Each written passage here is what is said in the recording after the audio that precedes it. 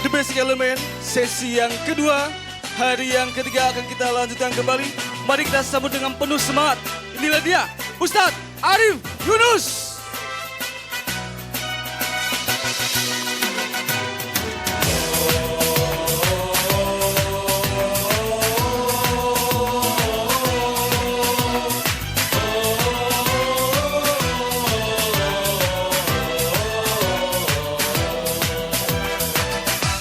Tetap tegaplah masa depan, tersenyumlah tuh kehidupan. Baik, terima kasih. Assalamualaikum warahmatullahi wabarakatuh. Silakan duduk. Belum dipersilakan sudah duduk. Baik, silakan. Baik, alhamdulillah makin ceria ya. Makin ceria. Oke, siapa yang siap?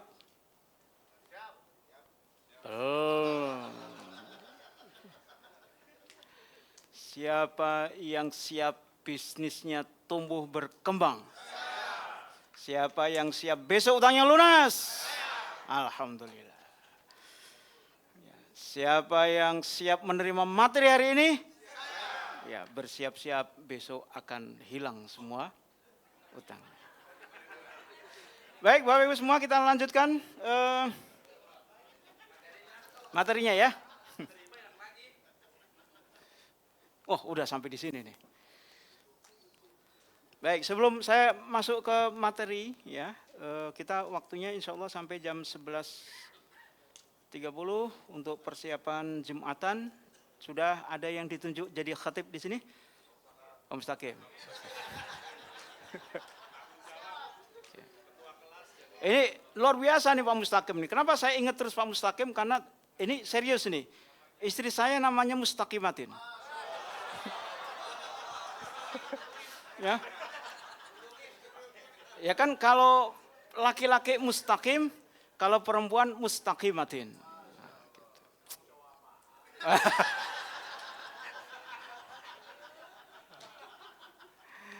Baik, Bapak Ibu sekalian, sebelum masuk di sini saya ingin sampaikan beberapa hal penting ini untuk sebagai bahasan kita bersama.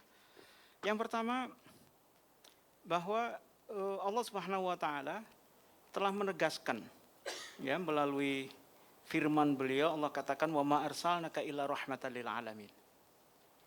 Tidaklah aku utus engkau wahai Muhammad kecuali sebagai rahmatan lil alamin. Apa itu rahmatan lil alamin? Rahmatan lil alamin itu adalah jalbul masalih wa dar'ul mafasid. Apa itu?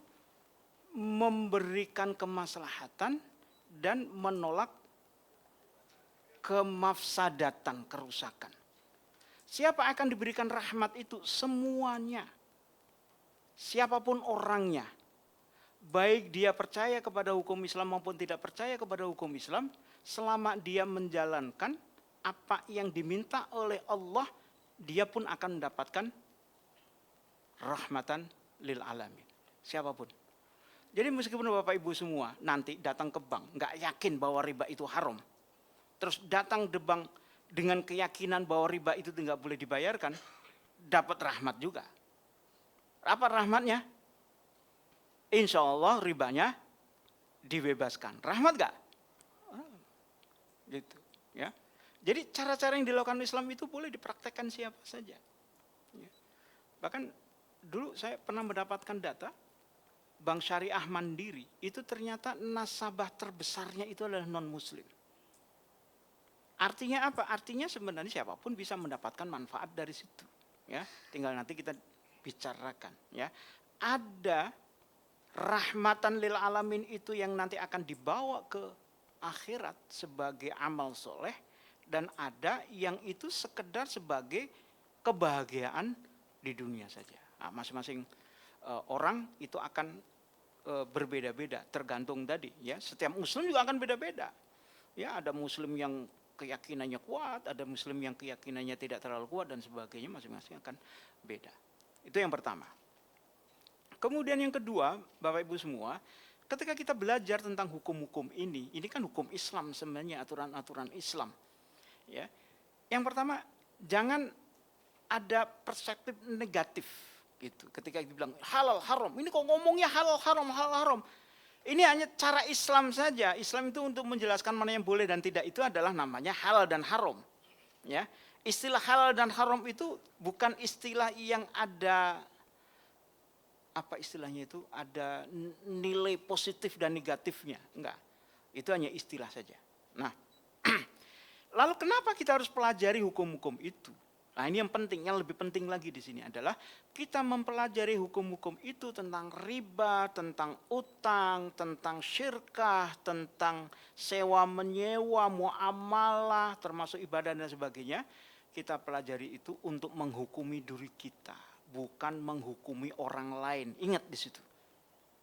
Bukan untuk mengharam-haramkan orang lain. Bukan untuk mengkafir-kafirkan orang lain. Tetapi hukum itu kita gunakan untuk diri kita. Apakah diri kita itu melakukan haram atau tidak sih? Apakah kita itu sudah beriman atau tidak sih? Apakah kita berdosa atau tidak? Hukum itu kita pelajari untuk itu. Ini sekarang kan kebalik ini. Kita belajar untuk menghukumi orang lain. Sementara kita aman-aman aja merasa di situ. Jadi contoh gimana? Kita bicara bank syariah. Menurut Bapak, bank syariah itu syariah atau tidak? Nah, kan? Syariah atau tidak? Menurut ibu-ibu, bank syariah itu syariah atau tidak? Nah, saya ingin sampaikan, kalau saya katakan apa? Bank syariah itu syar'i. Nah, kan bingung lagi kan? Bank syariah itu syar'i. Enggak, kita enggak bicara pelaksanaannya. Bank syariah itu syar'i. Kenapa? Karena bank syariah itu dibangun dengan landasan syariah. Pokoknya segala hal yang landasan syariah, syar'i. Kalau yang landasannya syar'i, kita enggak bicara benar atau salah. Kita bicara itu kita seperti apa. Di dalam hal yang syar'i itu ada terjadi perbedaan pendapat. Jangan kemudian kita mengatakan, kita bilang kunut itu sunnah. Lalu ada orang sholat subuh nggak pakai kunut, terus kita bilang nggak sah sholatnya. Nggak benar itu. Kenapa? Karena bagi dia kunut itu tidak sunnah. Dan itu ada dasar syar'inya, ada nas Al-Qur'annya, ada nas hadisnya. Berarti orang ya kunut itu kita nggak boleh bilang nggak sah. Paham ya? Gitu. Tapi kalau kita nggak kunut gimana? Sah atau tidak?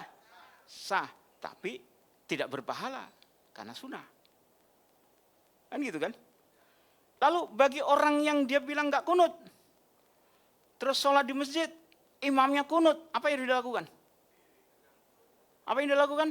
Tetap dia kunut. Kenapa tetap dia kunut meskipun dia bilang kunut itu nggak sunnah? Kenapa? Karena hukum dia yang mengatakan kunut itu tidak sunnah, itu harus tunduk kepada hukum yang lain bahwa dia harus ikuti imam.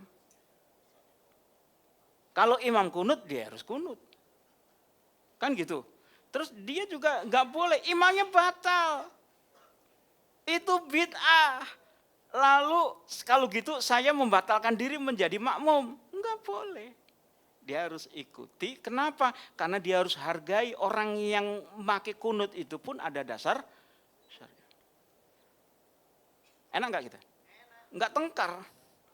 Jadi nanti Bapak Ibu beda kalau datang ke bank konvensional, beda dengan bank syariah. Kalau Bapak Ibu datang ke bank konvensional ngomongin riba, pasti nggak akan ngomongin riba itu halal atau haram. Pokoknya intinya adalah saya pengennya nggak mau bayar riba. Udah titik di situ. Karena orang bank konvensional tidak akan pernah membahas hukum Islam. Tapi kalau bank syariah, nah ini nanti harus kita banyak diskusikan. Pasti. Ya kan nggak mungkin tidak tahu, Bu, ini riba di sini. Ibu tahu nggak? Ibu bank syariah juga, riba itu kan haram. Ini riba. Apa kata orang bank syariah? Saya punya dewan pengawas syariah kok. Ini ada fatwa DSN. Kalau baca fatwa DSN, itu ada dalil-dalil Quran dan sunnahnya. Berarti pandangan orang bank syariah, syariah atau tidak? Syar'i. Tapi kenapa kita tolak? Karena ada beda pendapat. Dan itu dibolehkan di dalam Islam. Menurut orang bank syariah itu sah, menurut kita tidak sah. Kalau menurut dia tidak sah, menurut kita sah, apa yang kita atau menurut dia sah, menurut kita tidak sah, apa yang kita lakukan? Pisah. Nikah kan gitu ya Pak Mustaqim ya? Gitu. Ya kan? Nah, gitu. Ya. Misalnya kasus artis nih, ya, suaminya udah bilang saya sudah talak 3. Suami istrinya nangis-nangis. Mas, kita itu tetap sah loh. Kan belum diputus pengadilan. Boleh nggak keduanya hidup dalam satu rumah? Kenapa? Karena satu pihak sudah mengatakan talak. Itu Islam sudah punya cara-cara begitu. Maka sekali lagi, Bapak Ibu semua nanti ketika menyelesaikan hal ini, jangan selesaikan dengan cara yang menimbulkan masalah lagi. Maka kita tuntaskan sekarang. Oke? Oke? Lanjut? Apa? Sholat Jumat.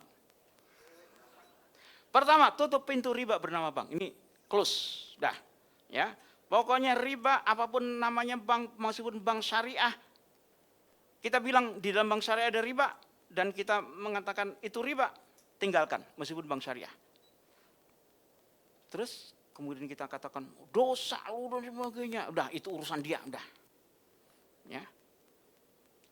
Sama seperti misalnya begini, ada contoh misalnya gini. Udahlah kita ikutin aja itu pemerintah kalau kita sholat Idul Fitri, ikutin aja pengumuman pemerintah. Kan ribut selalu Idul Fitri kan, beda-beda. Udah kita ikutin pemerintah aja, nanti kalau salah udah pemerintah aja yang nanggung dosanya. Betul begitu? Enggak bisa, dosa masing-masing. Ya kan? Kalau kita yakin bahwa itu memang Idul Fitrinya di situ, kita ikuti apa yang menjadi keyakinan kita tanpa perlu menyalahkan pemerintah. Udah biarin aja pemerintah. Gitu. Jangan kemudian juga menimpahkan, kalau nanti yang salah biar pemerintah yang salah. Enggak begitu. Karena urusannya masing-masing. Ibadah tentang Idul Fitri itu urusan masing-masing. Gitu. Kecuali kalau apa yang diputuskan pemerintah itu sesuatu yang mengikat. Maka kita wajib untuk mentaati itu dan tidak ada pikiran kalau salah pemerintah dosa. Yang ada pikiran adalah insya Allah pemerintah benar dan kita ikuti. Gitu. Paham Bu ya? Sekarang bank. Tutup pintu. Setuju? Sepakat? Kita cepat aja ini ya. Ini bunga bank. Coret? Utang dengan bunga 0%? Mau terima?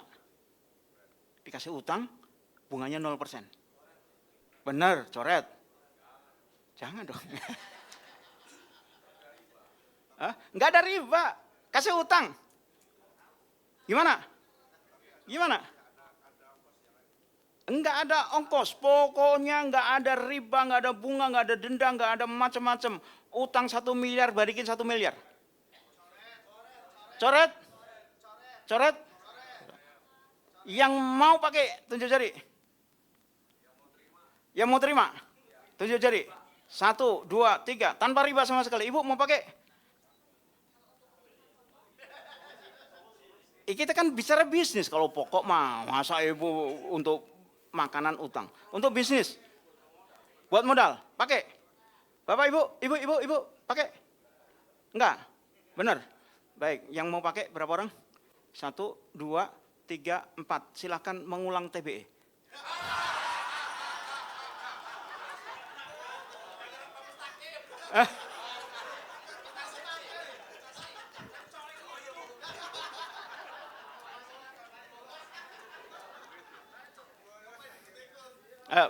Baca. To keep.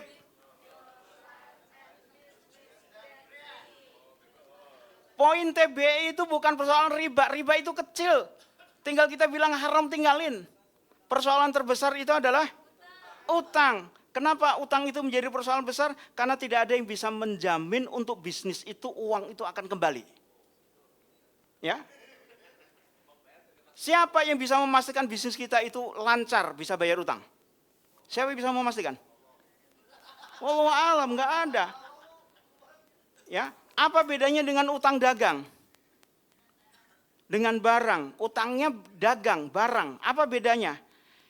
Kalau utang bisnis, objeknya bisnis, nggak ada yang bisa menentukan itu bisa balik, bisnisnya bisa bagus. Utang dagang, ada fisik barang. Kalau kita nggak bisa bayar utang, gimana caranya? Tinggal balikin lagi barang, nah selesai. Betul nggak? Betul? Kok masih mau terima?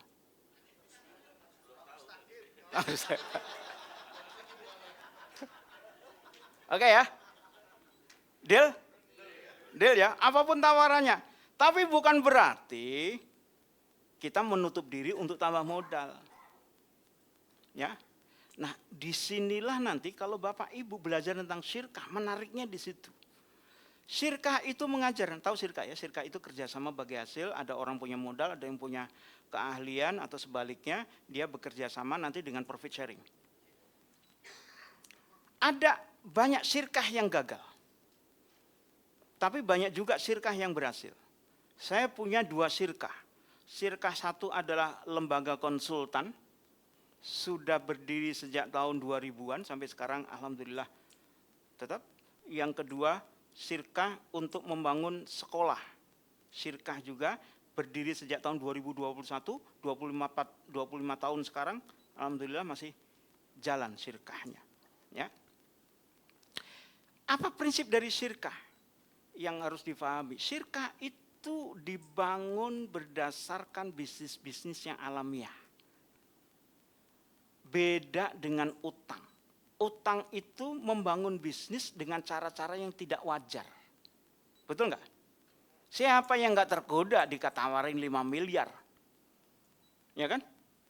Wah, lalu pikirannya kalau 5 miliar ini pasti bisnis tumbuh ini. Belum tentu. Kenapa?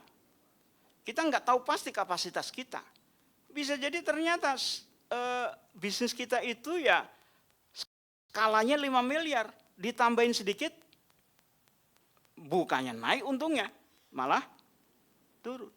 Syirkah juga sama. Ada syirkah yang dia modelnya adalah pengennya itu ngembangin bisnisnya terus gitu. Wah, taruh sini, ingin dikembangkan, tapi dia nggak tahu diri tentang bisnisnya. Biasanya syirkah model begini kemungkinan besar juga gagal. Ya, saya punya banyak cerita beberapa teman-teman yang membangun syirkah yang prematur semacam ini, semangatnya hanya sekedar kelihatannya kalau ada modal, ketemu dengan bisnis, ini akan berkembang. Padahal sebenarnya yang penting modalnya atau bisnisnya? Bisnisnya itu harus tumbuh dulu, baru kemudian modal masuk. Nah, ada teman kita melakukan syirkah, ini kejadian nyata. Sebelum bersyirkah, dia setiap bulan dapat keuntungan 200 juta. Menarik nggak? Pasti tergoda. Ini kalau modalnya ditambah, untungnya naik dong. Modal tambah, apa yang terjadi? Untung dia tinggal 100 juta. Kenapa itu? Karena ternyata kapasitas bisnisnya ya cuma segitu. Ketika orang masuk syirkah, maka untungnya dibagi. Berarti apa artinya? Sebenarnya dia nggak butuh modal. Ah, ini kan Bapak itu sudah pengalaman lah kalau soal bisnis begini, ya kan? Jadi saya tanya utang itu ya di situ, membuat kebutuhan baru yang sebenarnya kita tidak butuhkan. Sepakat? Utang tanpa bunga? Coret. Kartu kredit? Kartu kredit nggak pakai bunga? Kartu kredit pokoknya mau telat bayar pun nggak apa-apa, nggak kena denda. Pokoknya terserah bayar kapanpun. Kok nggak ada? Ada misalnya, ada. Coret. Kalau saya pakai Pak. Gimana? Coret? Seandainya ada. Ya. Maka, kalaupun kita gunakan, itu harus kembali sebagai alat pembayaran. Bukan sebagai alat bisnis. Kan boleh utang itu. Di dalam Islam pun ada yang namanya, akad namanya wadi'ah. Pernah dengar? Kok wadi'ah? apa namanya? Kok jadi lupa? Jadi gara-gara Bapak. Gara-gara Pak Mustaqim. Ya.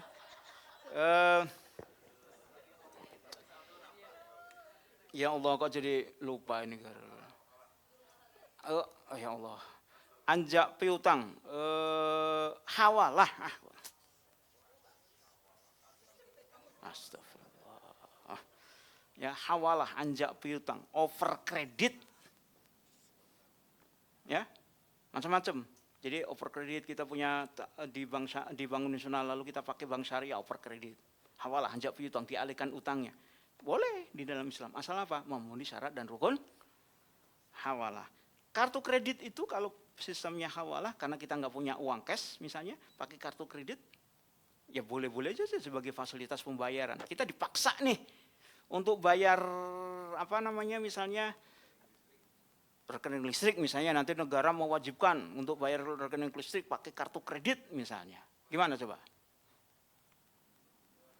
Terpaksa di situ. Maka kita harus cari kartu kredit yang benar-benar tidak ada bunga, tidak ada annual fee, tidak ada biaya lain-lain, tidak ada denda kalau terlambat bayar dan sebagainya.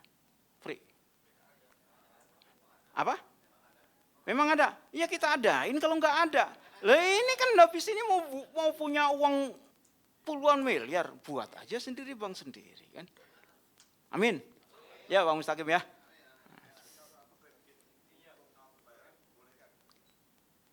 Dengan syarat itu tadi. Yang tidak kena.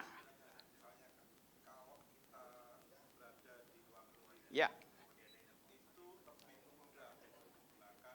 Kartu. Ya. Ya. Ya. Jadi dalam kondisi keterpaksaan di luar negeri kita harus melakukan transaksi dengan kartu kredit dengan logo tertentu, apakah Auto atau Sirus atau Mastercard atau apa, harus pakai itu misalnya. Nggak ada pilihan yang lain, maka keterpaksaan itu kita bisa gunakan. Karena prinsipnya kartu kredit dengan menggunakan akad hawalah masih diperbolehkan. Cuma tadi faktanya sekarang ini belum ada kartu kredit yang model begini.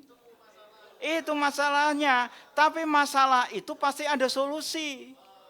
Gitu. Solusinya apa? Masih ada kartu debit. Kan gitu. Jadi jangan mempersulit kita. Wah, ini kan kalau di luar negeri, saya banyak pertanyaan itu, ya. Kalau di luar negeri kan sulit, harus kartu kredit dan sebagainya. Saya bilang, memang benar harus. Enggak sih. Sebenarnya saya bisa aja pakai kartu kredit orang lain. Lah, loh serius bisa kan?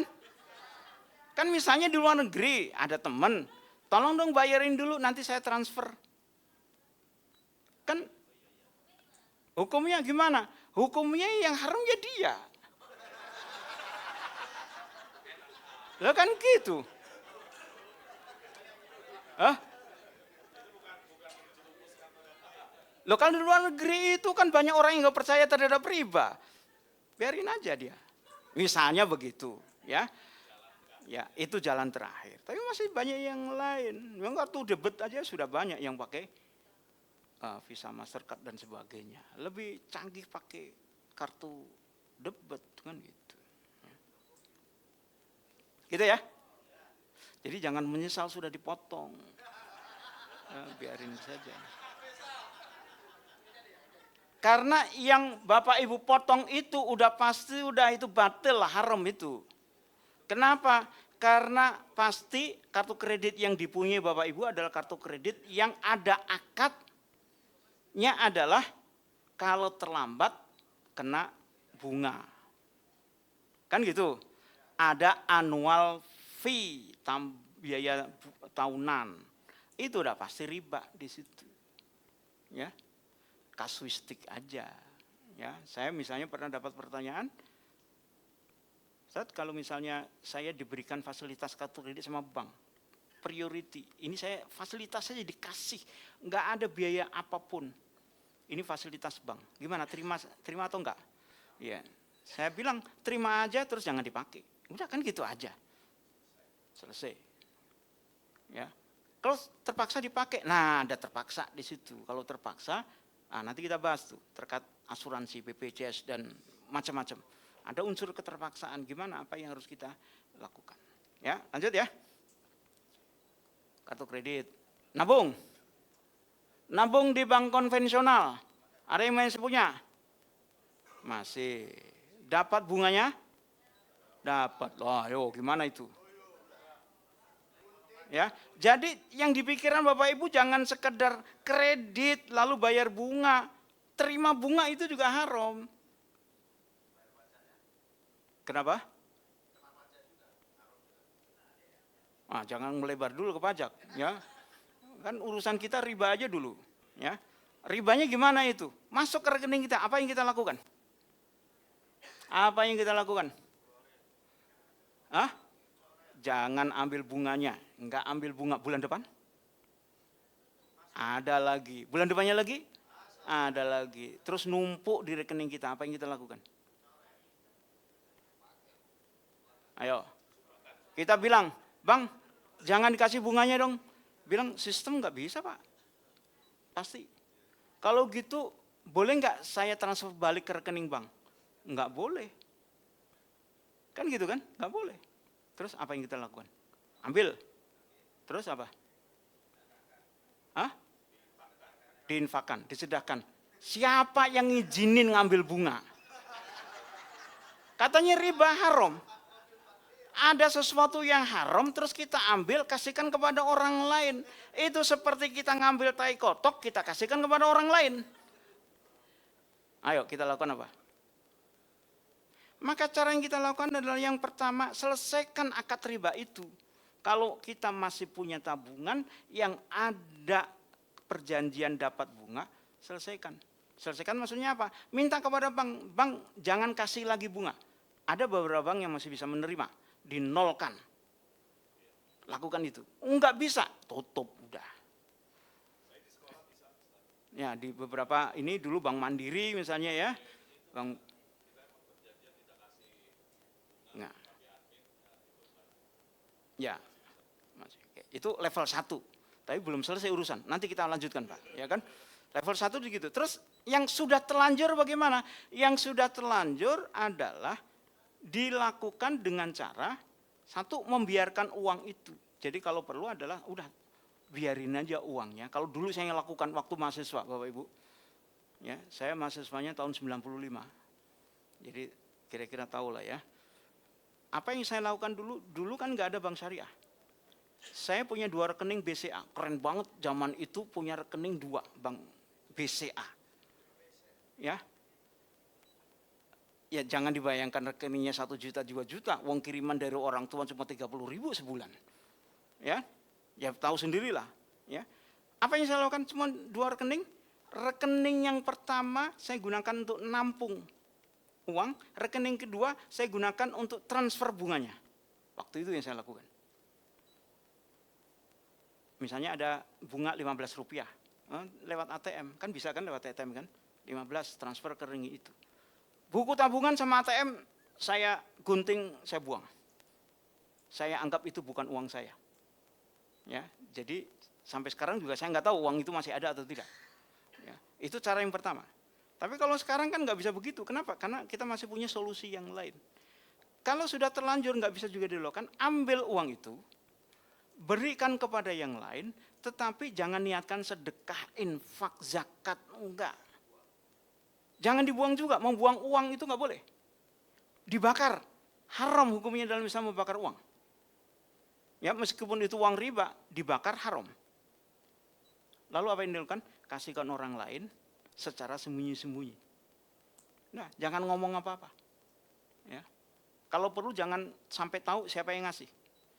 Ya, pokoknya kasih taruh aja di rumahnya atau di mana gitu. Untuk apa? Ini hanya sekedar kita melepaskan riba yang melekat ada dalam diri kita. Itu aja caranya yang terakhir.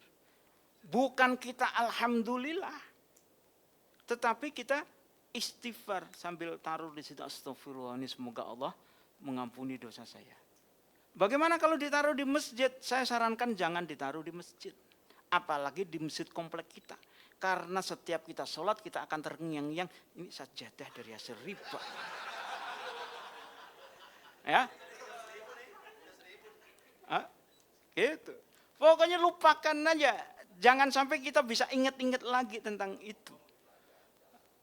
Ya, jangan dibuang, kalau dibuang bisa rusak. Kira-kira gitulah ya. Itu cara untuk menyelesaikan. Jadi tidak sekedar kreditnya, tetapi juga ketika kita punya tabungan itu. Lalu kita punya tabungan di bank konvensional, lalu bunganya 0%, gimana? Harus hati-hati. Karena walau bagaimanapun, setiap kita nabung di bank konvensional selalu ada perjanjian membolehkan bank menggunakan dana itu untuk dikreditkan. Dan kredit di bank konvensional pasti arahnya adalah untuk riba. Jadi gimana? Kalaupun kita punya tabungan di bank konvensional, sampai pada level uang itu tidak digunakan oleh bank. Caranya gimana? Ya kasih aja saldonya cuma 1 juta rupiah, 100.000, kan gitu. Untuk apa? Tujuannya hanya sekedar transaksi. Ada uang datar 5 miliar, kunding, nggak apa-apa. Langsung ambil 5 miliar, taruh di tempat lain. Nah sebentar habis ini jangan kan, sebentar. Itu dulu, ini kita bicara bank konvensional, paham ya? Paham ya? Jadi jangan sampai transaksi, jangan sampai uang itu diberikan oleh memberikan kesempatan bank untuk menggunakan itu. Makanya daripada nabung di bank konvensional yang 0%, mendingan giro di bank konvensional yang 0%, karena giro itu sifatnya untuk alat transaksi. Betul kan? Bukan untuk tabungan. Nah, belum selesai. Ya, ini dulu. Giro, ada bunganya coret. Deposito, udah jangan sekali deposito, nggak akan mungkin ada deposito bunga 0%, nggak mungkin lah gitu ya. Transfer, boleh karena itu jasa, boleh. Ya, transfer itu kan seperti ini, jasa hawalah di sini. Ya, mengalihkan, membayarkan di sana. Bank garansi.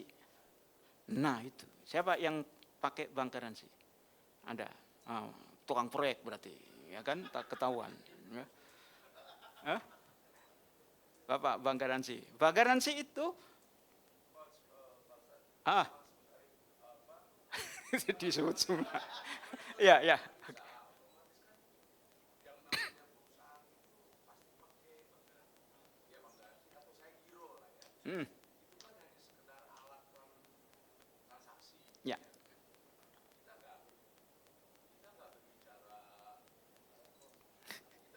Cara riba di sini.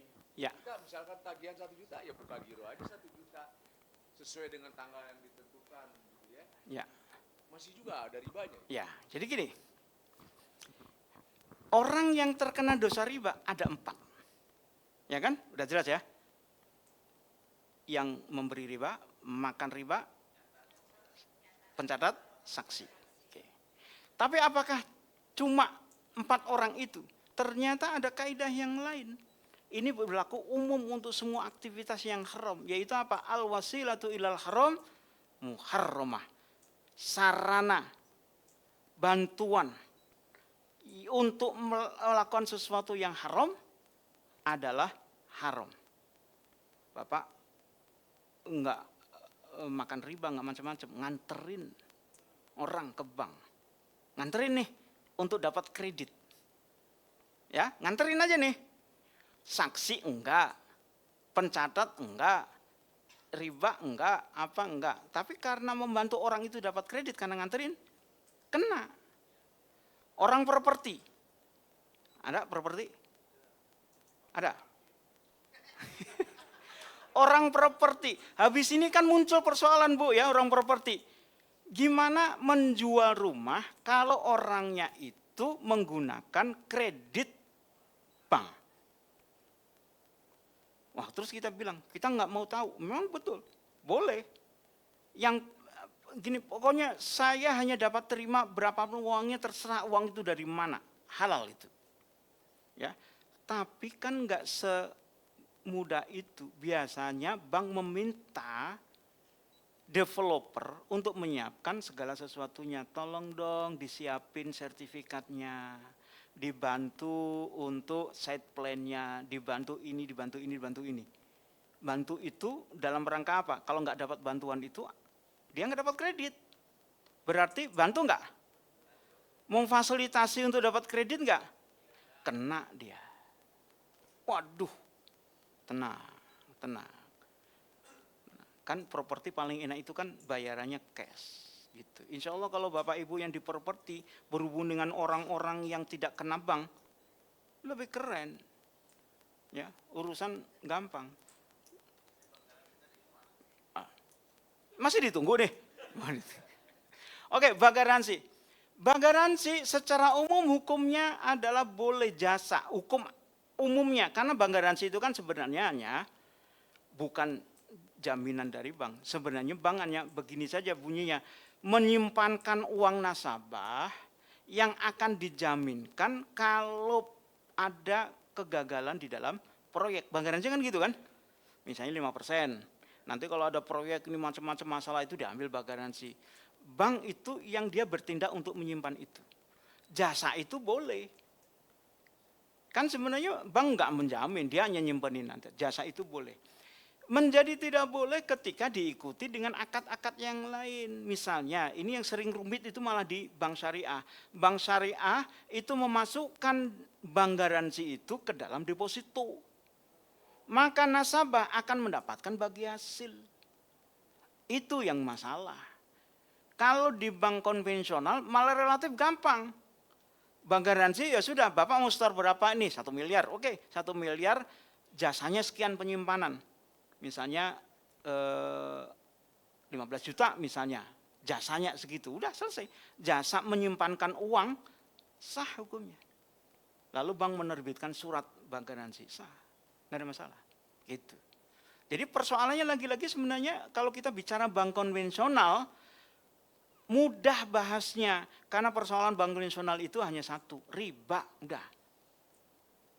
Nggak ada persoalan yang lain. Kalau bank syariah, nanti kita bahas. Ya. LC, letter of credit. Ada pakai juga? Tergantung juga. Kalau LC ini, biasanya LC itu poinnya begini kalau di bank nasional. Poinnya itu adalah bagaimana bank mendapatkan keuntungan. Udah gitu aja. Kan gitu. Nah, dasar LC-nya apa? Apakah dasarnya fee atau dasarnya bunga? Kalau dasarnya bunga, haram. Kalau dasarnya fee, boleh. Tapi beda-beda tipis, kita harus ini. Kalau dasar fee itu dia hanya seperti bank garansi, biasanya tidak ditentukan oleh nominal. Ya, aktivitas yang dilakukan, kan gitu. Tapi kalau berdasarkan nominal, kalau Bapak LC-nya 5 miliar, kita kenakan 2%. Riba berarti. Kenapa? Karena LC itu pada dasarnya itu membuat talangan. Agak berbeda. LC itu membuat talangan. Talangan bank membayarin dulu dari bank luar negeri, kan gitu.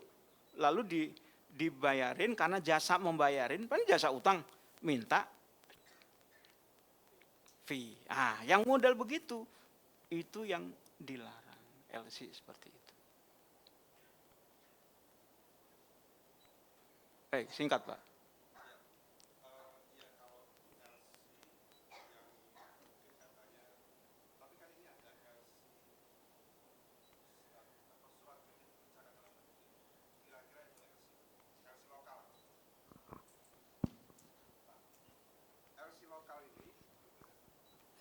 Memang atau SKBDN atau singkatnya itu LC lokal bahasanya. Ini memang sebagai alat pembayaran. Ya. Tapi gitu, di situ ada proses diskonto. Ya. Kami yang dagang memanfaatkan proses diskonto ini. Ini misalkan SKBDN cair 120 hari. Saya pengen cair ini Lebih cepat. lebih cepat.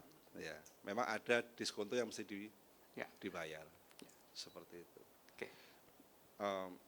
Ini sebelumnya pemahaman saya. Ya, ini saya anggap ini sebagai Fee. ya fee-nya bank gitu. Ya. seperti itu. Buat kami menguntungkan gitu kan dari sisi, dan itu masuk perhitungan marginnya kami seperti itu. Ya, ini apa pemahaman saya sebelumnya dia.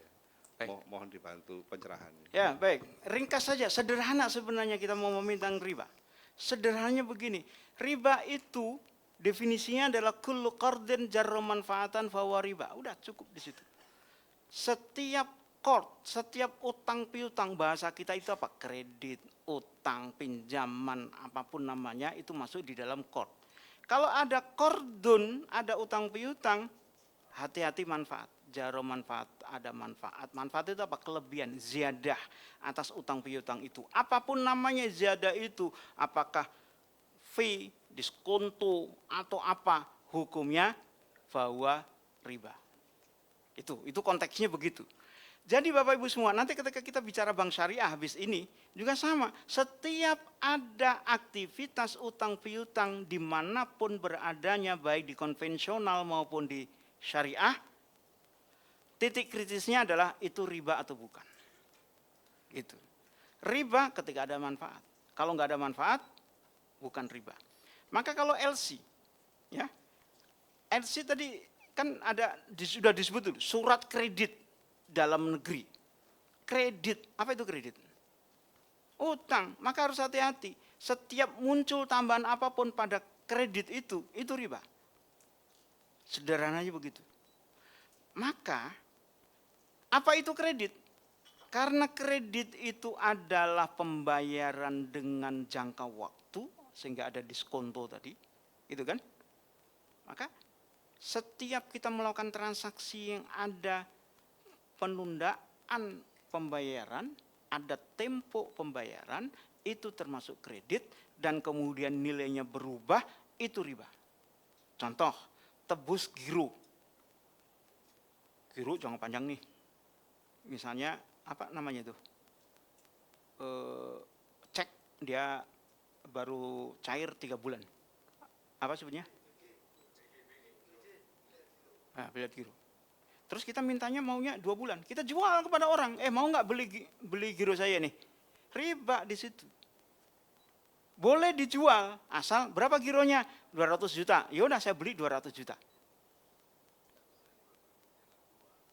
Ya, 200 juta dibeli 200 juta, berarti itu kredit tapi nggak ada manfaat.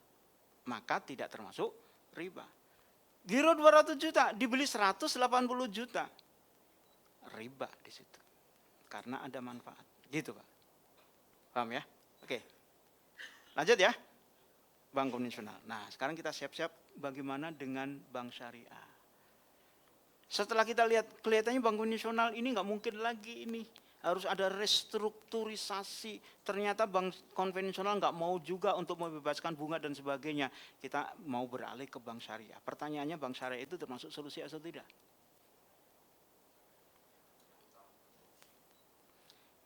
Ternyata, Bapak Ibu semua, titik kritis dari bank syariah, meskipun tadi kita bilang syariah ya, itu syar'i, tapi ada titik kritisnya. Apa titik kritisnya? Ternyata bank syariah itu basisnya juga utang. Ya. Utang. Mau sebut apa? Murabahah. Utang bukan? Utang. Apa lagi? Nih, Bapak yang ada akad dengan bank syariah ada? Ada. Bapak akadnya apa, Pak? Hah? Mudharabah. Mudharabah. Objek akadnya apa, Pak? Bapak objek akadnya apa? Mudharabah, bisnisnya apa? Kontraktor. Mudharabahnya untuk bisnis atau mudharabahnya untuk pembelian alat tertentu aset? Pembiayaan proyek. Oke. Ada jaminan? Ada. Bapak akadnya? MMQ. Musyarakah mutanakisoh. Ya. Tahu ya yang ngeliat ya? Ini mirip-mirip bagi hasil. Seolah-olah bagi hasil. Musyarakah mutanakisoh. Oke. Objek akadnya? Rumah. Rumah terus Bapak harus nyewa. Seakan-akan, oh itu. Masa akad seakan-akan? Jadi kalau Pak Mustaqim ini nikah gitu kan, ya seakan-akan kita berkumpul lah gitu kan. Kan nggak boleh, betul nggak? Ya akad itu nggak boleh begitu. Jadi kalau seakan-akan itu, tahu maksudnya Pak Mustaqim ini. Oke, ya. Kalau kita lihat Bapak Ibu semua, ternyata faktanya bank syariah itu basisnya utang. Ini apa buktinya? Ini adalah materi yang saya dapatkan. Dulu saya pernah ngajar ekonomi dan perbankan syariah di STIE Kesatuan di Bogor.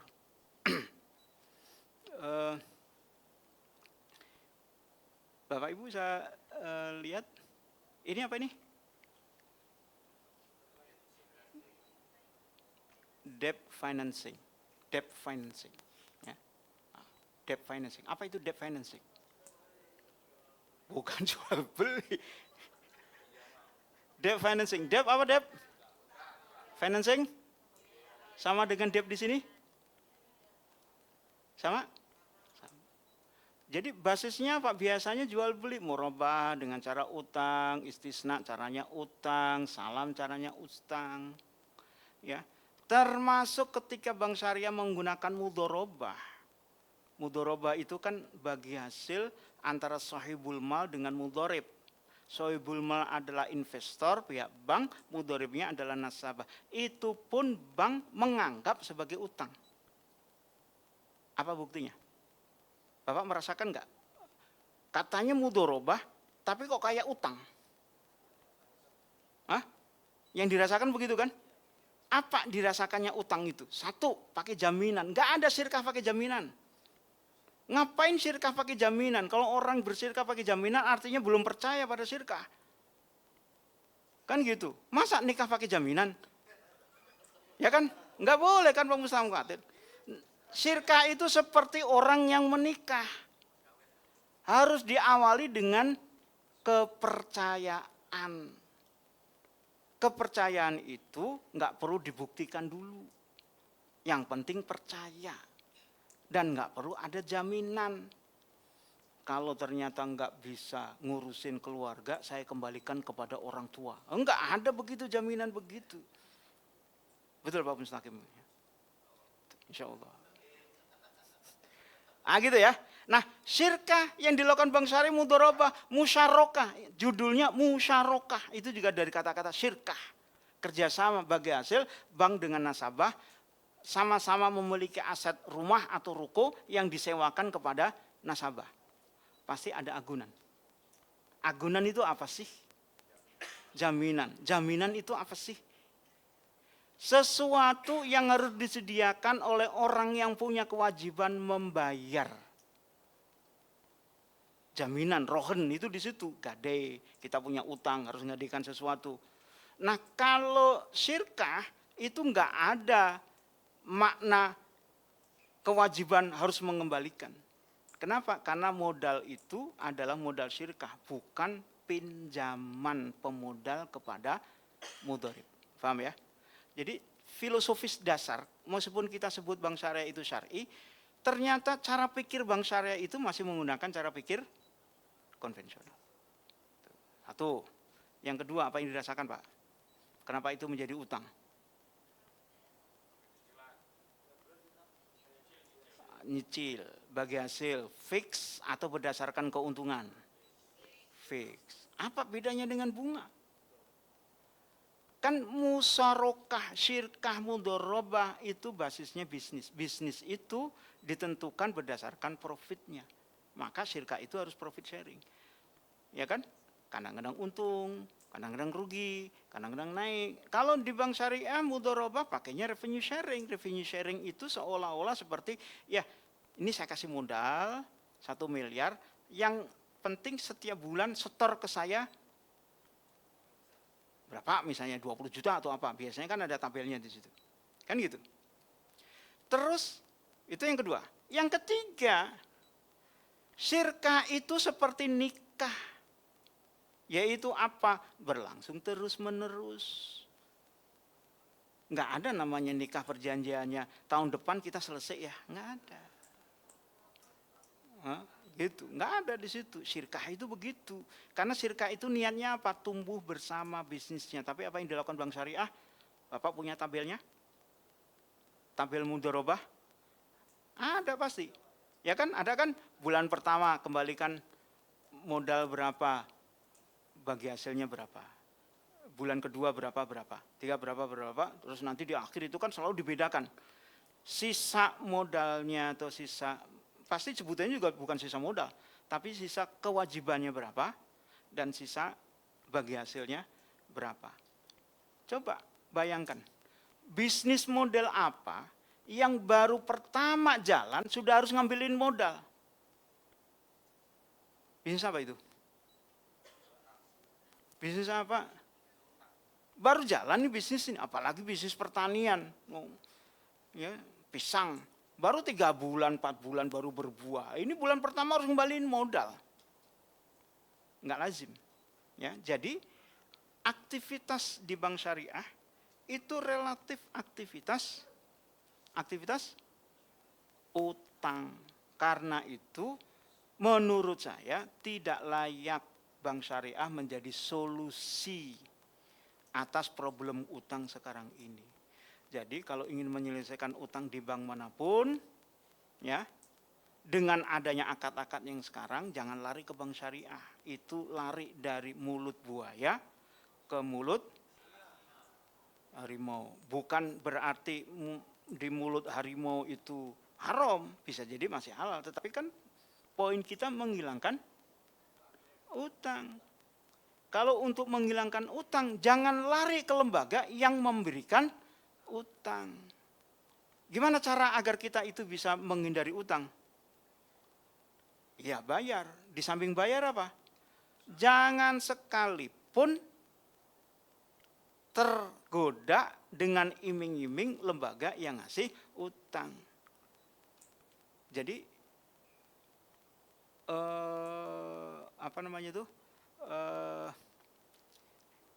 overcredit jadi solusi enggak? Enggak.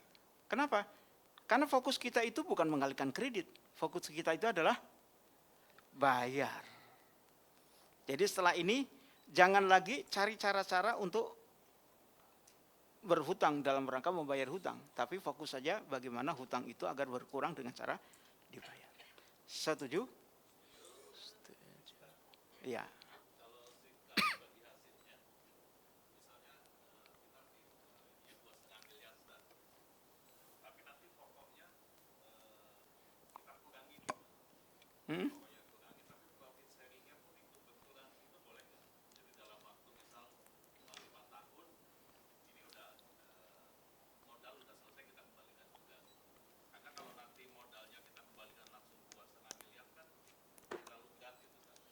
Baik. Ya.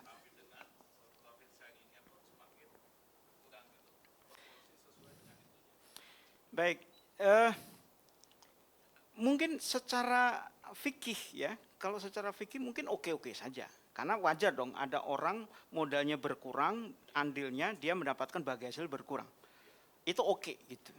Tapi saya ingin membawa Bapak Ibu semua ketika bicara tentang syirkah, jangan sekedar bicara tentang kita itu butuh modal. Enggak, bukan itu persoalannya. Paham maksud saya? Tapi apa tujuan kita mau bersyirkah? Tumbuh berkembang bersama itu yang enggak dimiliki dalam sistem ekonomi sekarang. Betul enggak? Yang ada itu filosofinya bersyirkah, saya punya modal, saya kasih modal, nanti 5 tahun balik dengan keuntungan. Udah yang ada pikiran begitu. Ya. Sama seperti nikah. Orang nikah pikirannya adalah saya ketemu dengan istri cantik, kaya raya, yang penting 5 tahun kalau dia meninggal saya dapat warisan. Gitu. Ya Pak Mus ya. Jangan begitu kita berpikir di dalam bisnis bersama itu. Pikiran kita adalah bagaimana cara bisnis ini langgeng, terus menerus terjadi, tumbuh bersama, kalau ada masalah kita selesaikan bersama-sama, ya kan? sampai seperti kehidupan keluarga. Ini terus terang misalnya ya, saya punya yang tadi saya ceritakan syirkah di sekolah. Itu bentuk syirkahnya sudah enggak model lagi syirkah hitung-hitungan kayak bapak ibu semua kalau bersyirkah hitung keuntungan dan sebagainya dilaporin dan sebagainya. Itu udah cair sekali seperti keluarga. Apa itu keluarga? Kalau keluarga kan enggak ada namanya bagi hasil. Ya kan? Suami bisnis dapat untung 5 miliar. Istri kemudian bilang, saya kan ikut mendorong ya Abi ini, kan gitu. Saya minta bagi hasilnya dong. Nah gitu, nggak ada begitu. Kalau sudah sampai level begitu, itu udah level syirkah yang paling tinggi. Yang ada adalah apa? Gimana caranya kalau ada orang yang bermasalah, kita selesaikan. Oh si Anu mau nikahin, kita bantu. Ya kan, anggota syirkah ini punya ini, anaknya sekolah, kita bantu. Jadi nggak sekedar hitung-hitungan, kamu jatahnya sekian ya, sekian. Itu syirkah level 1 itu. Ya, tapi kalau sudah melebur, kita bisnis bersama di sini. Nah, saya harapkan nanti Bapak Ibu semua ketika tumbuh bersama berbisnis itu, lalu kemudian bersyirkah, itu modelnya seperti itu. Sepakat? Gitu Pak ya. Jadi saya ingin mengarahkan di situ, ya, bahwa kita ya. Ya. Ya. Ya. Ya. Ya. Baik.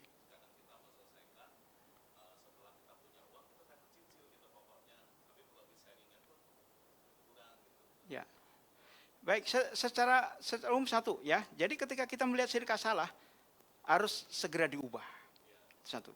Nah, cara mengubah syirkah itu bukan berarti sekali lagi kita bubarkan dulu bisnisnya lalu kita bentuk syirkah. Kenapa? Sayang. Karena bisnisnya sudah jalan, ya. Diubah, sepakat bersama, kalau bisa sepakat lanjutin itu bisnis, ya. Dengan menerapkan prinsip-prinsip yang ada. Misalnya begini, ada perjanjian pemodal. Dia bilang, saya kalau bisa setiap bulan saya mau ambil modal saya, boleh. Boleh. Ya. Mau mundur dari syirkah pun boleh sebenarnya itu. Lalu ketika modal diambil, lalu bagi hasilnya apakah berubah nisbah ya profit sharingnya berubah? Boleh berubah, boleh juga tidak. Karena nisbah profit sharing itu tidak dipengaruhi secara langsung dengan proporsi modal. Meskipun modalnya sama-sama 100 juta, ya. Yang satu dapat 70%, yang satu 30% boleh. Modalnya beda, tapi bagi hasilnya sama, itu pun boleh.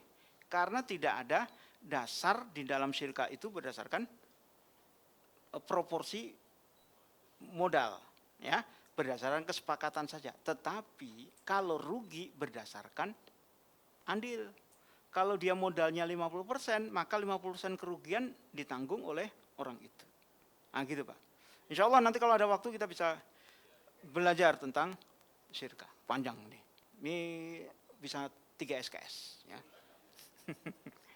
Baik lanjut ya. Ini sekilas saja ini. Ini baru sudah 11.10 ternyata. Tabungan syariah, giro syariah, deposito syariah, kartu kredit syariah, transfer, bank garansi, LC. Mana yang mau masih bisa dipakai? Transfer, oke, 1. Tabungan syariah. Tabungan syariah. Masih bisa. Yang mana?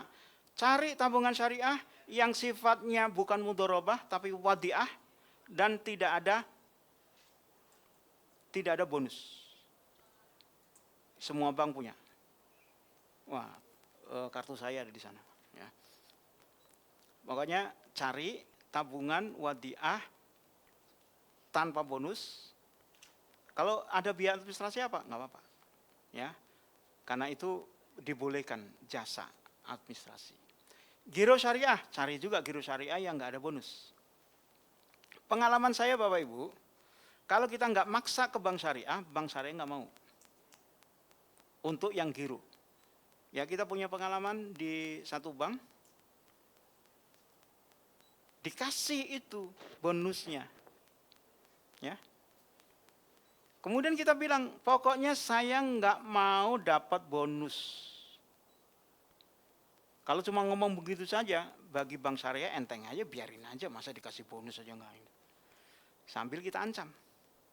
Kalau tetap bulan depan dikasih bonus, saya tutup rekeningnya. Gitu. Gagah kan? Gagah kalau rekeningnya banyak. Kalau dilihat cuma 1 juta ya biarin aja gitu. Nah, itu bisa kita lakukan ya. Kenapa, Bu?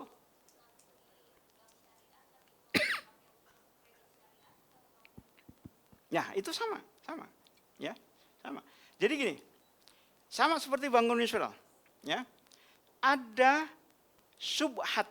Ketika kita nabung di bank nasional, sebenarnya subhat. Subhat itu artinya apa? Belum pasti uang itu dipakai. Belum pasti uang itu dipakai, ya. Tinggal mana yang lebih kuat kemungkinannya, kemungkinan dipakai atau kemungkinan tidak dipakai. Kalau lebih kuat kemungkinan dipakai, maka sebaiknya jangan nabung di situ. Nabung di tempat lain. Kalau kemungkinan besarnya nggak dipakai, maka boleh nabung di situ. Maka caranya gimana? Kalau nabung, jangan terlalu banyak rekening kita. Kenapa? Karena tabungan itu defaultnya dia dipakai untuk dikreditkan lagi. Tapi kalau giro, silakan. Kenapa? Karena giro itu defaultnya adalah untuk alat pembayaran. Bank tidak akan berani memakai giro dalam jumlah besar. Kenapa? Karena khawatir kalau tiba-tiba kita minta transaksi jumlah besar, dia nggak punya dana. Ya kan gitu. Berarti apa? Kalau giro, kemungkinan besar dana nggak dipakai. Kalau tabungan, kita punya tabungan 10 miliar misalnya, kemungkinan besar dipakai. Ya, jadi kita pilih yang mana kalau mau nyimpan yang besar? Giro, untuk menghindarkan yang subhat itu tadi. Nah, gitu ya. Oke, begitu Bu ya. Baik. Lanjut. Bank garansi secara umum sama, cuma agak lebih rumit bank garansi di syariah. Tadi yang saya bilang di syariah ternyata dikaitkan dengan deposito.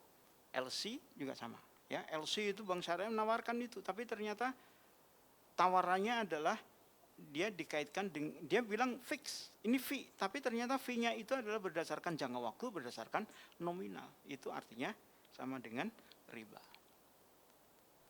Bagaimana pembiayaan bank syariah? Apakah berbasis utang? Tadi sudah kita jelaskan ya, ada musyarakah mutanakisoh ya.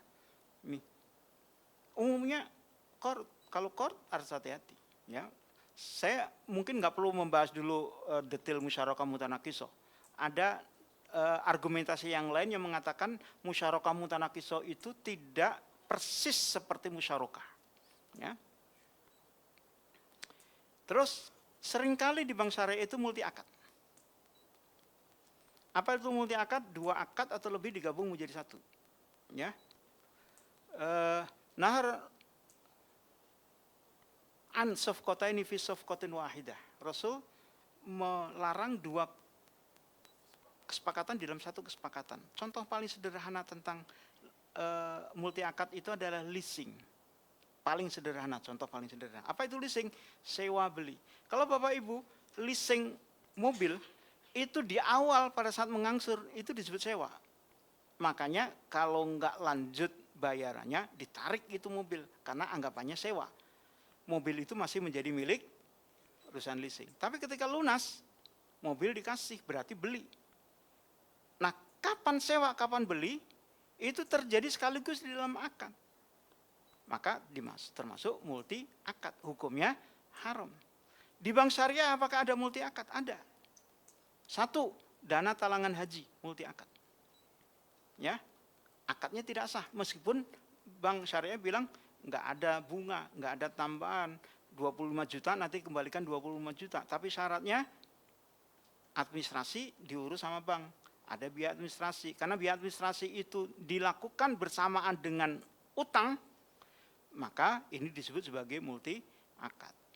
Gade emas itu juga multi akad. Diutangin dengan gade emas, lalu disimpan emasnya di bank syariah, bank memungut biaya simpan. Berarti ada 2 akad. 1 akad utang, yang kedua akad nyimpan, jasa menyimpan. Di dalam Islam multi akad hukumnya mutlak haram. Nah, ini yang jadi perbedaan pendapat. Menurut Dewan Syariah Nasional, multi akad yang haram itu kalau satu akadnya itu haram. Kalau dua-duanya halal, boleh menurut Dewan Syariah Nasional. Tapi kalau kita lihat dalilnya, naha an safqataini fi safqatin wahidah, ini dalilnya adalah larangan secara mutlak. Safqataini ini adalah isim yang bersifat am, umum, fi safqatain. Kalau belajar bahasa Arab nanti akan paham. Ini maksudnya apa? Larangan dua kesepakatan di dalam satu kesepakatan apapun, semua jenis kesepakatan, mau halal mau haram, dilarang. Jadi ada dua pendapat. Dewan DSN mengatakan yang penting dua-duanya halal. Kalau menurut ini secara mutlak harus, secara mutlak meskipun kedua-duanya halal itu haram. Nah, silakan dipilih yang mana. Kalau saya mengambil pendapat al-itlaqu yabqa ala itlaqihi. Sesuatu yang mutlak dia tetap pada kemutlakannya malam yarid dalil taqyid, selama tidak ada dalil-dalil yang mengecualikan. Ternyata nggak ada dalil satupun yang mengecualikan. Sama seperti riba, Bapak Ibu semua. Riba itu mutlak haram. Kalau ditanyakan, ada nggak riba yang dihalalkan? Ya, yang riba hasanah itu ada nggak? Maka jawabannya tidak ditemukan sedikit pun di dalam dalil-dalil Quran yang mengecualikan riba yang dibolehkan. Ada yang bilang, wah kan ada itu, riba yang dilarang itu adalah riba ad'afam mudha'afah, riba yang berlipat ganda. Berarti kalau nggak berlipat ganda boleh. Pemahaman yang salah. Kenapa?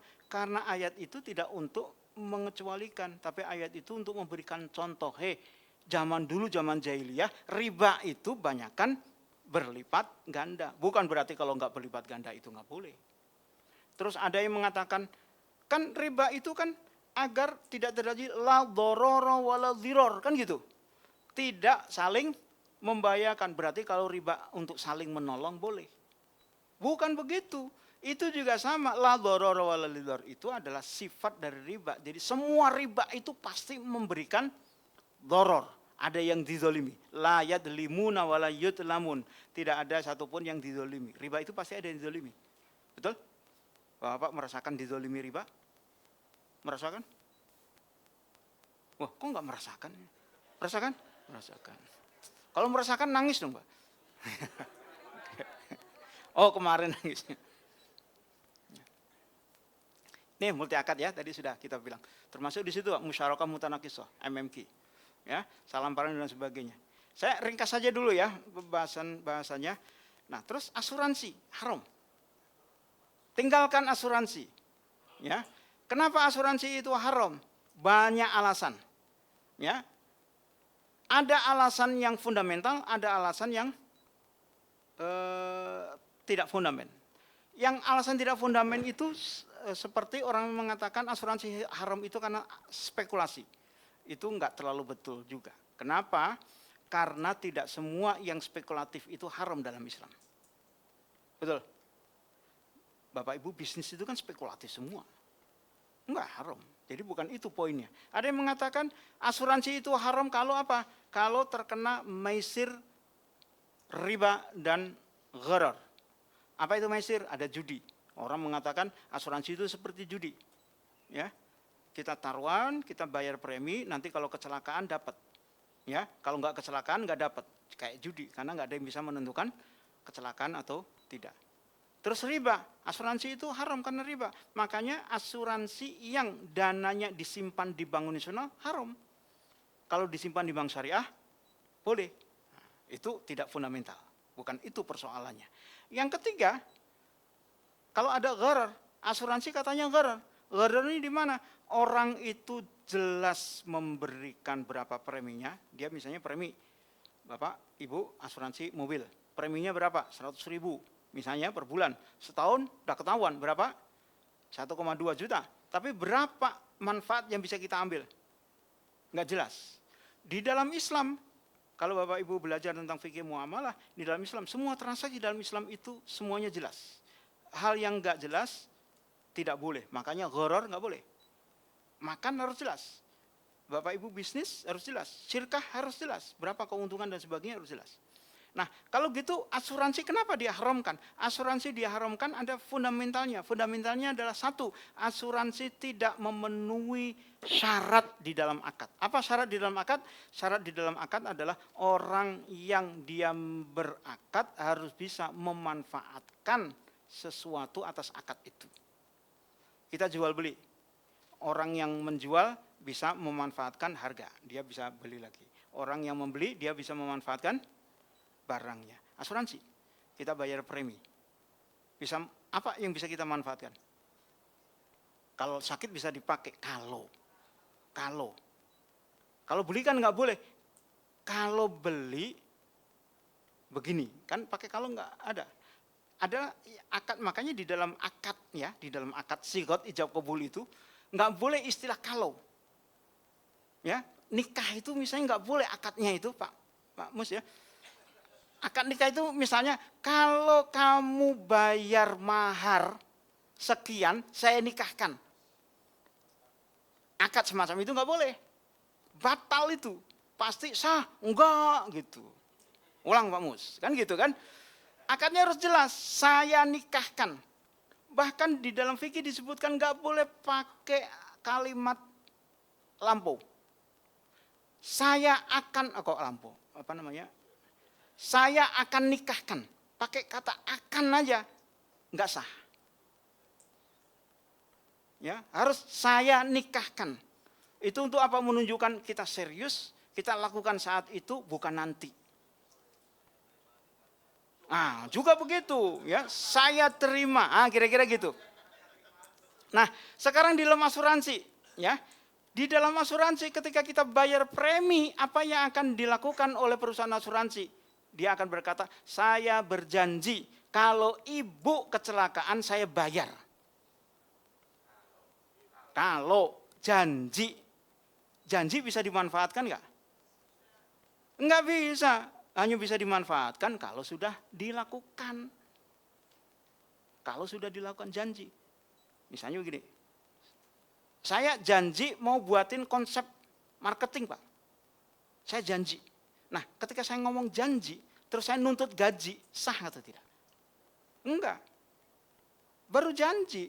Ya, baru saya bisa tagih setelah sudah saya lakukan itu kerjaannya. Gitu kira-kira. Jadi asuransi itu diharamkan karena satu itu. Yang kedua, tidak memenuhi rukun akad asuransi.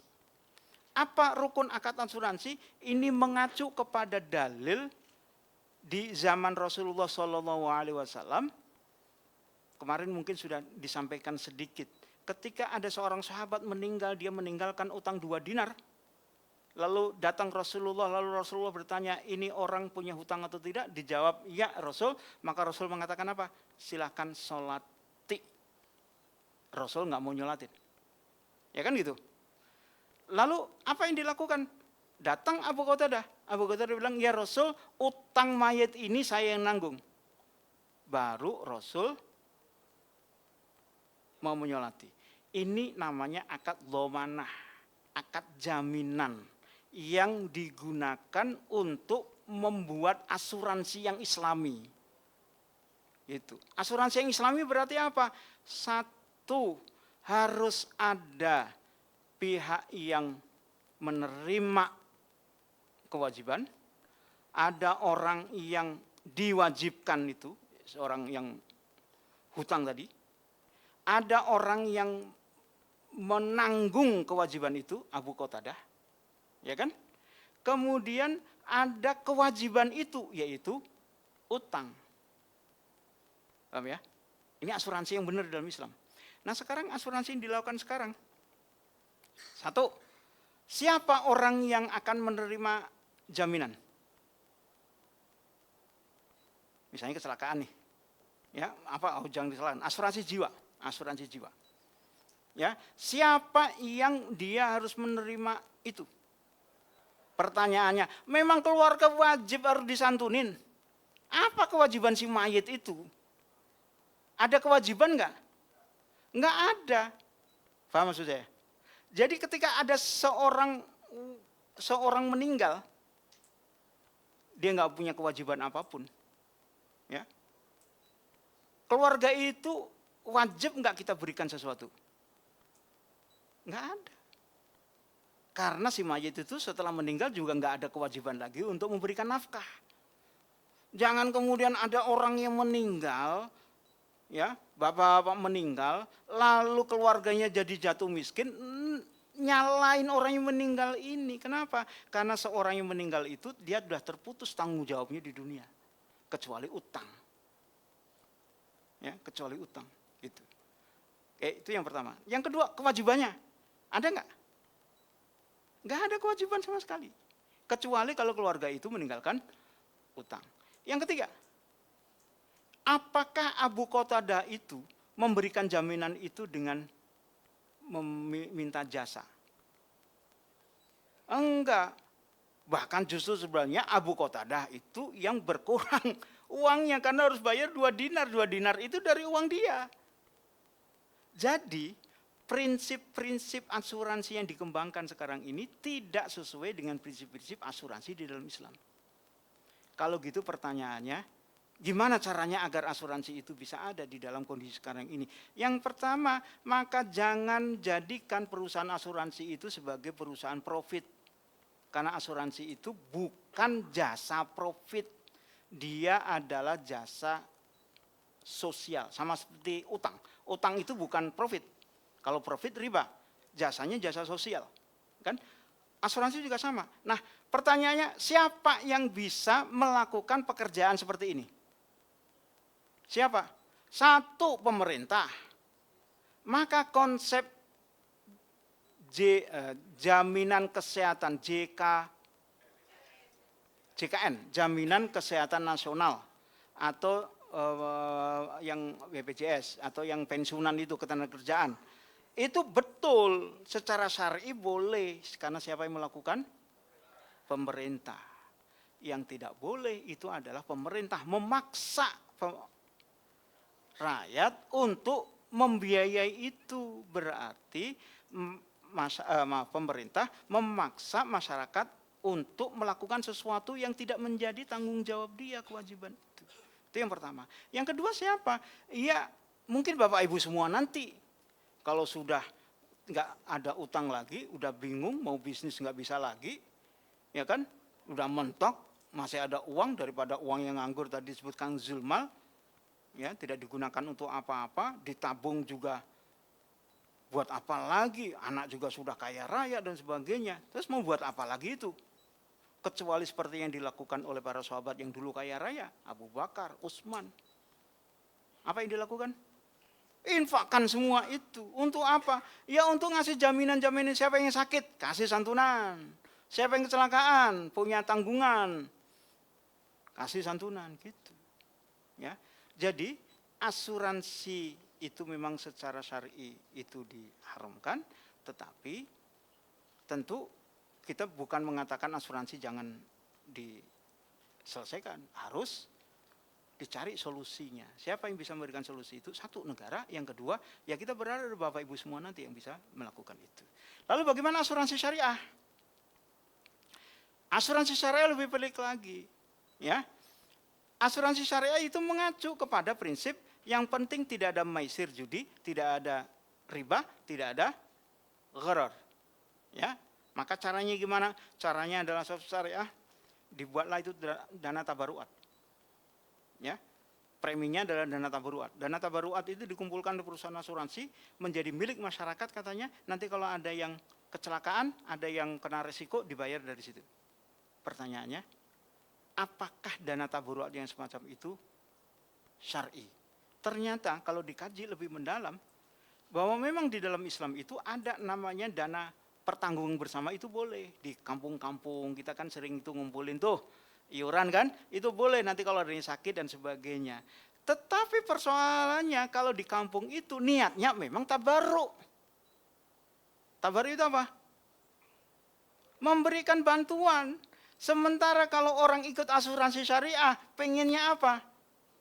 Dia ingin dijamin, kalau sakit pengen diobatin, kalau kecelakaan pengen diselesaikan.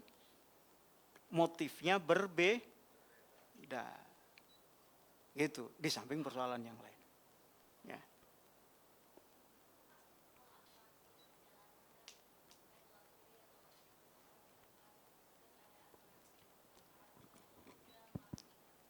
Oke. 11.30, 11.31. Dikit lagi ya. Pak. Oke apa? Bener nih? Gaspol. Kalau gitu, menjebak saya namanya ini. Tenang, tenang. Nanti akan diinfokan panitia, khotibnya nanti suruh nunggu ya. Oke. Baik. Asuransi. Secara umum, asuransi haram, ya. Tapi bagaimana dalam kehidupan sehari-hari kita itu seolah-olah tidak bisa lepas dari asuransi. Maka harus kita lihat satu-satu. Satu, kalau asuransi itu adalah bagian dari sebuah transaksi yang halal dan tidak bisa dipisahkan dari transaksi itu, maka kita tidak menganggap itu sebagai transaksi, tetapi sebagai bentuk layanan dari pemberi jasa. Paham maksudnya? Kita beli tiket, di dalam tiket itu ada asuransi, maka itu urusan dia. Yang ada dalam kita itu apa? Kita beli tiket. Yang oleh orang yang beli tiket itu akan dijamin kalau kecelakaan. Itu urusan dia. Kan gitu ya? Itu satu. Yang kedua, bagaimana kalau asuransi-asuransi itu tidak melibatkan kita, kayak tadi tiket atau asuransi tadi misalnya kita di jasa logistik dan sebagainya, itu asuransi itu include di situ, maka itu bagian dari keterpaksaan yang ada. Ya, yang terpaksa itu dimaafkan oleh Allah. Ya. Kullu ma istakrohu alaihima, ya, setiap yang dipaksa orang atas melakukan itu alaihim, ya, atau rufi al-qalam, diangkat pena, alaman istakrohu alaihim, kepada orang-orang yang dia dipaksa untuk itu, ya, dipaksa. Setelah kita menghindar, nggak bisa lagi, kita dipaksa untuk ikut asuransi, ya sudah. Sama seperti BPJS, ya, BPJS itu secara fatwa MUI juga mengatakan BPJS itu nggak halal. Kenapa?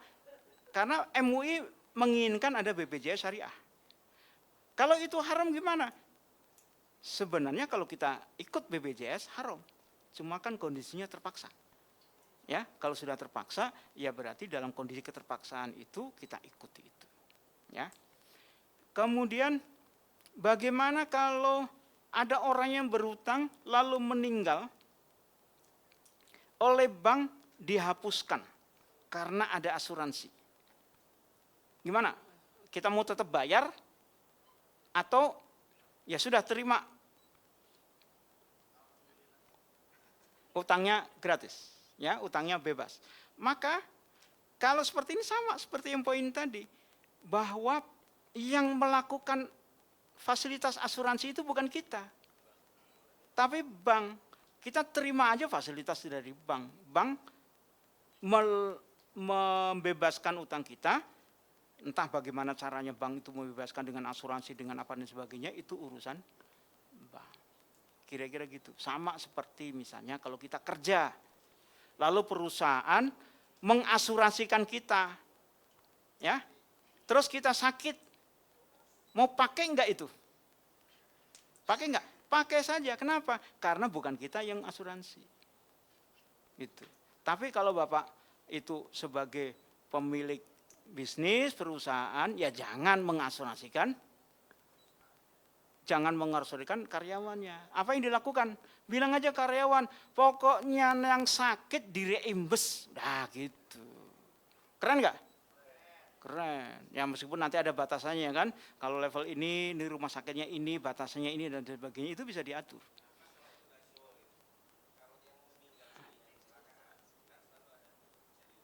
Ya. Ya. Ya. Selama kita tidak punya aktivitas mengasurasikan diri, maka kita anggap itu sebagai layanan dari orang yang bertanggung jawab untuk itu. Ya. Misalnya kita dapat santunan dari negara, terima saja.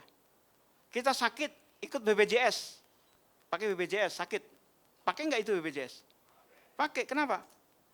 Karena negara yang menjamin kita. Sebenarnya kan aturan BPJS itu kita mau bayar atau tidak harus ditanggung oleh itu. Nah, kita pakai fasilitas yang itu.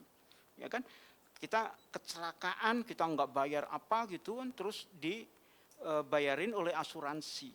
Tapi pembayaran asuransi itu bukan karena kita berangkat asuransi, tapi itu adalah bentuk dari tanggung jawab jasa marga misalnya, atau negara memberikan santunan kepada kita. Terima atau tidak? Terima. Gitu ya. Baik Bapak Ibu semua, semoga ini tidak menjadi bingung. Ya. Bus, ya. Tidak. Tapi ini menjadikan cara kita bahwa sebenarnya banyak hal yang bisa kita lakukan. Ya. Jangan 3 menit, 1 menit. Ya.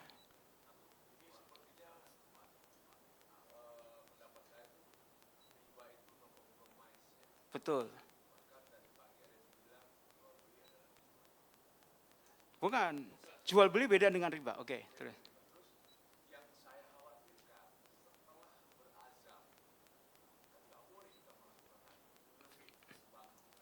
Betul. Ya.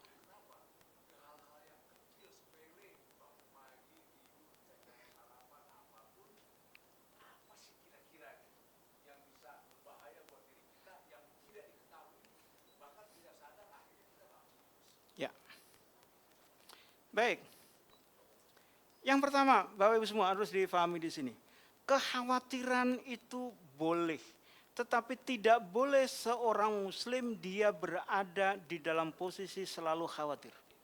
Tidak boleh.